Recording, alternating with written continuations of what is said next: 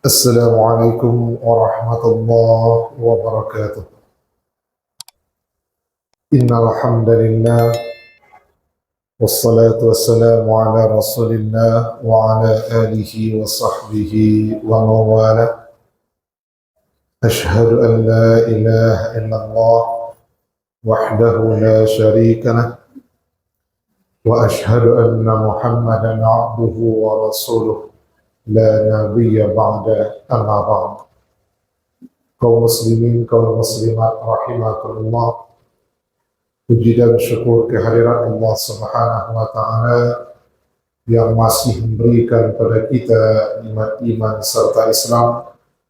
Kemudian salawat beriringan salam kepada junjungan kita Nabi Muhammad sallallahu alaihi wasallam.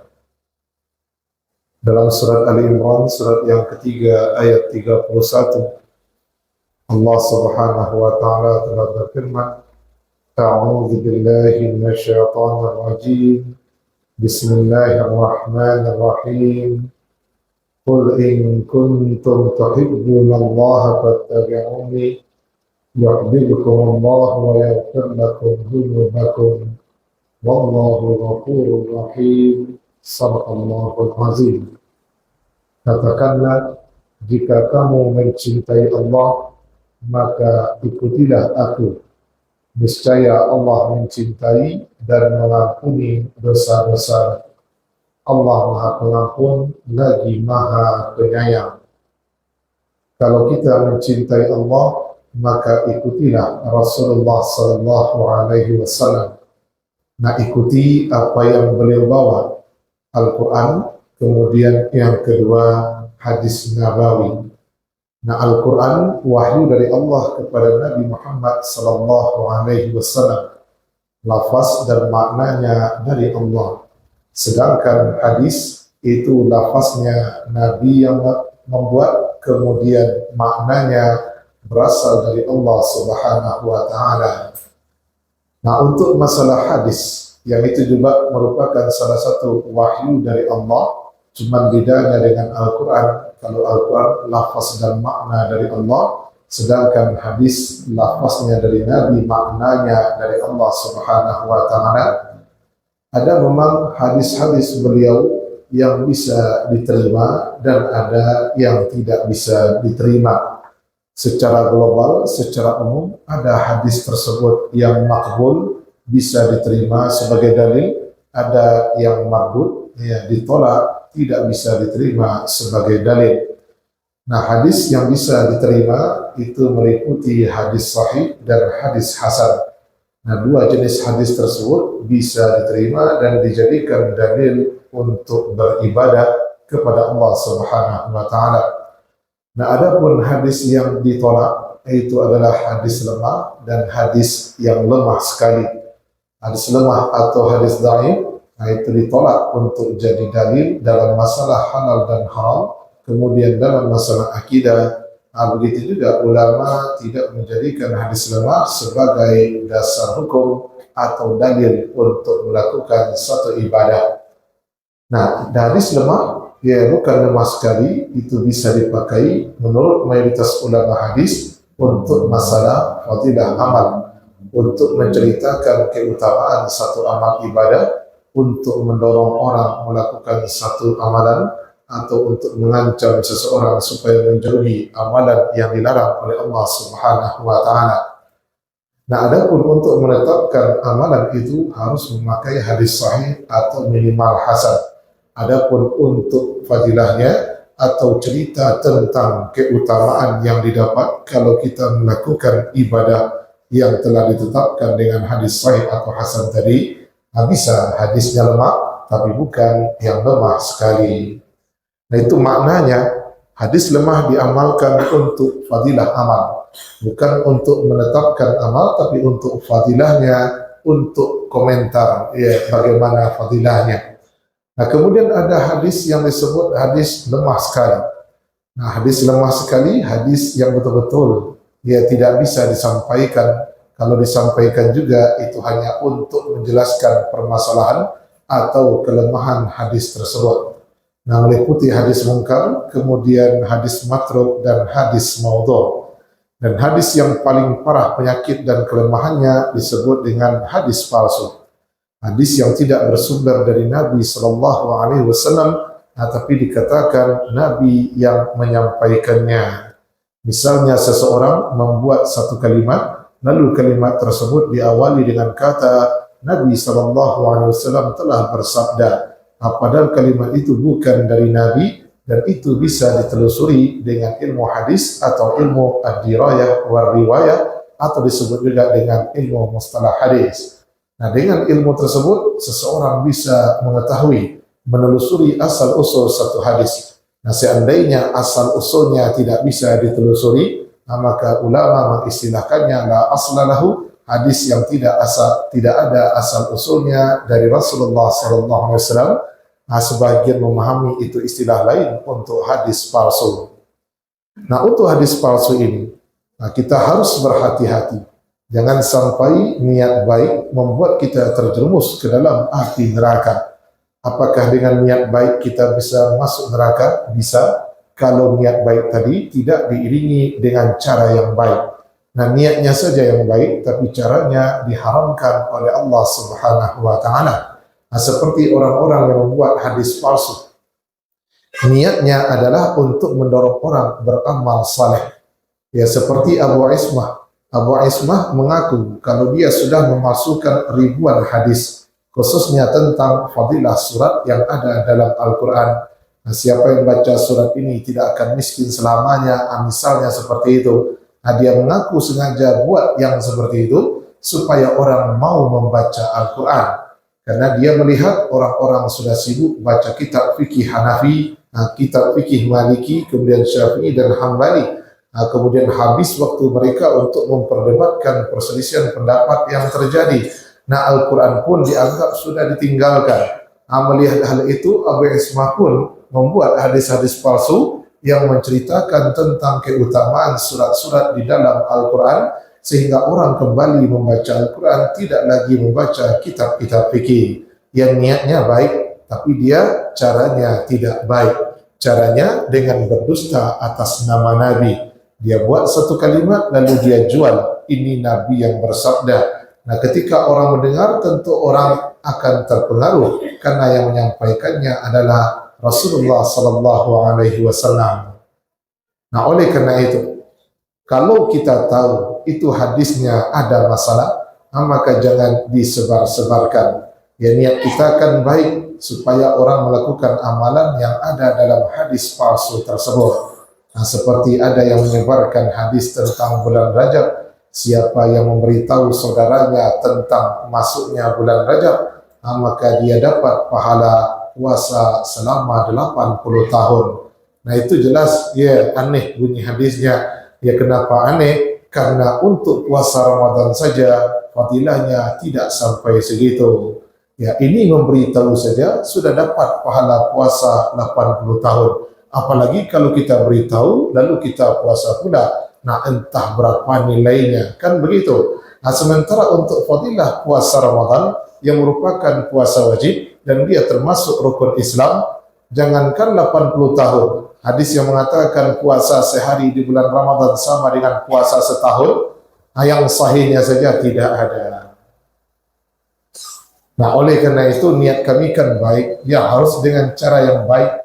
Nanti masuk neraka seperti yang Nabi ancamkan. Man kadzaba alayya muta'ammidan falyatabawwa maq'adahu minan nar. Siapa yang berdusta atas namaku dengan sengaja, berarti dia membuatkan tempatnya sendiri di dalam api neraka.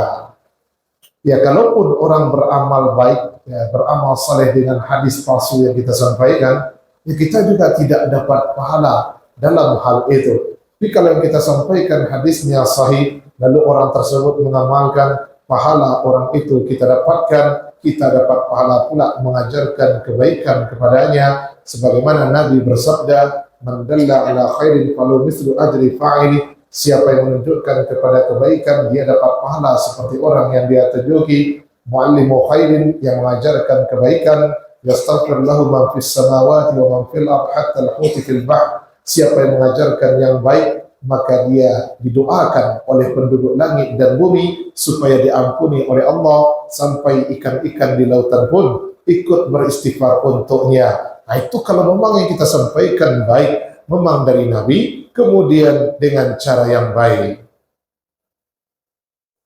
Nah, sama dengan orang yang ingin mendorong anak-anaknya menuntut ilmu. Nah, dia sampaikanlah, Nabi bersabda, tuntutlah ilmu walaupun ke negeri Cina, utlubul ilma walau bisin. Artinya, walaupun negerinya jauh, tapi adu ilmu di Sinan, pailah ke Sinan, pailah merantau, supaya ilmu itu didapatkan.